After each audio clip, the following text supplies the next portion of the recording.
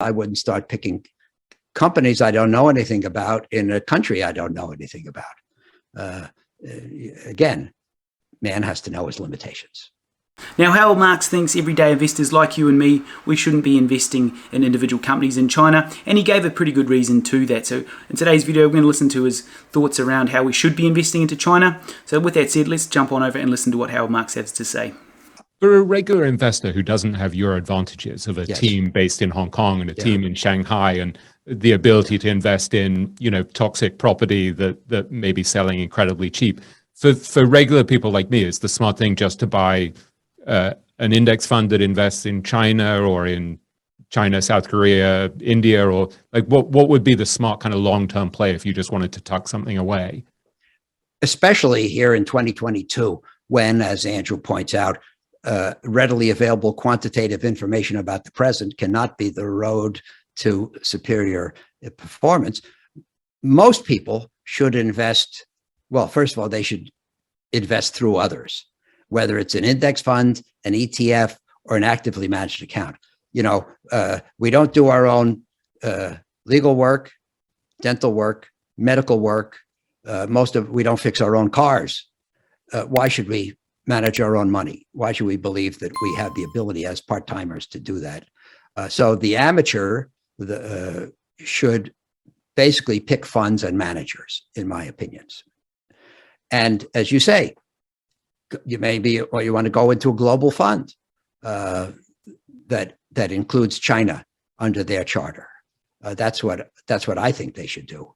And the professionals should think twice before dabbling in areas they don't know about. And if I were a professional and I wanted to, what would you say, try a punt on China, I would go into a fund. I wouldn't start picking companies I don't know anything about in a country I don't know anything about. Again, man has to know his limitations. So it begs the question, everyday sort of retail investors don't obviously have a lot of time to put into their investing practice. Even myself, I'm lucky if I get an hour or two a day, live a pretty hectic, busy schedule, especially with our 9-month-old, and our life is generally pretty busy at the best of times. But I still try and fit at least an hour or two in every day into my investing sort of practice.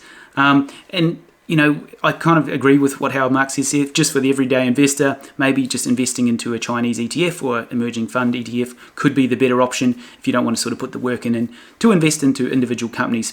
But for me personally, I do like the comfort that a lot of high profile, these sort of value-based investors that we like to follow, such as Monish O'Brien, Guy Spear, Phil Town, Charlie Munger, and a number of other investors have also invested into a lot of these Chinese companies over the last year or so. So it definitely makes me feel a lot better when I know a lot of these guys are investing into these companies as well. They would have a far better understanding of these companies than what I do. Some of them would have a team of analysts looking at these companies. I know Phil Town has a number of analysts in China itself that are doing a lot of the sort of back work on a lot of these Chinese companies. Where if you're going and digging a bit more deeper into the weeds and looking at a couple of these sort of smaller companies in China, maybe a bit more high risk, whereas you're looking at these bigger companies such as Alibaba and Process and Tencent, they're all quite familiar with. A lot of this is all just political sort of stuff that's going on in the background that's totally out of control. You take away all of that, a lot of these companies are trading at extremely good valuations at the moment. That's just my take on it though. By all means, do your own research on that. There are a number of different good platforms out there today to do some more research. A company that I've recently just partnered up with is Simply Wall Street, which is fantastic if you're especially starting out on your investing journey and you want a bit more of an understanding how to look at different companies. Definitely recommend checking out Simply Wall Street. I'll leave a link to that in the description below. With that said, that's it for today's video. We'll catch you in the next one. Cheers, guys.